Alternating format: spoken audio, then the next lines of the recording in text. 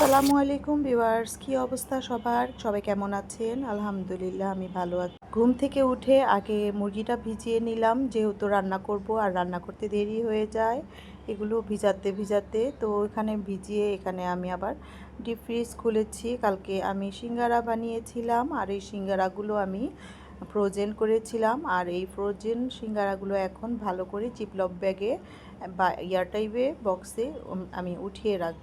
কিছু সিঙ্গারা কালকেই আমি ভেজে সাথে সাথেই বাচ্চাদের নিয়ে খেয়েছিলাম।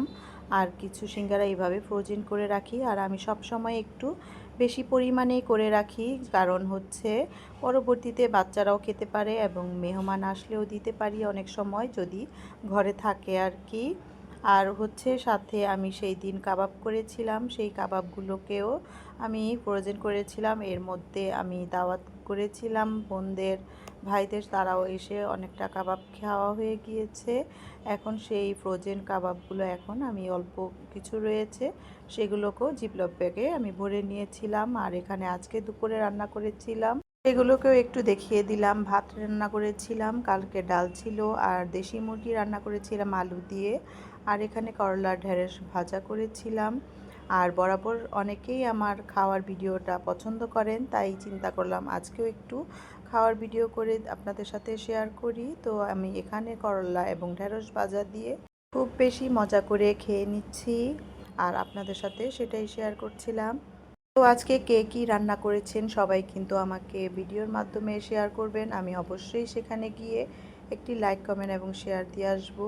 আচ্ছা, অনেকেই বলতে পারেন আজকে আমি এইভাবে কেন ভয়েস দিচ্ছি। আমি কিন্তু এইভাবেই ভয়েস দেই, কিন্তু আমি মাঝে সাঝে ভয়েস স্পিড বাড়িয়ে দেই এবং হচ্ছে ভয়েস কাটসাট করে এডিটিং করি।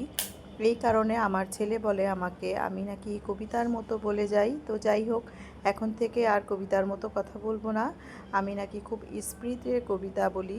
তো আপনারাই কমেন্টে বলবেন আমার কি এই ভয়েসটা ঠিক আছে নাকি আগের স্পিড ভয়েসটাই ঠিক আছে। তো আপনাদের কথা মতোই আমি ভয়েস দেওয়ার চেষ্টা করব। তো আমার ভিডিওটা যদি আপনাদের কাছে ভালো লেগে থাকে অবশ্যই একটি লাইক, কমেন্ট এবং শেয়ার করে দিবেন। আর এই যে এখানে খুব সুন্দর করে পেঁপে আলু দিয়ে আমি একদম পাতলা ঝোল ঝোল করে দেশি মুরগি মাংস রান্না করেছি। আর এরকম পাতলা পাতলা তরকারি ঝোল হলে কিন্তু মাঝে মাঝে অনেক বেশি মজা হয়, খেতে কিন্তু খুব ভালো লাগে। তো আজকে দেশি মুরগির মাংসটা খুব মজা হয়েছিল।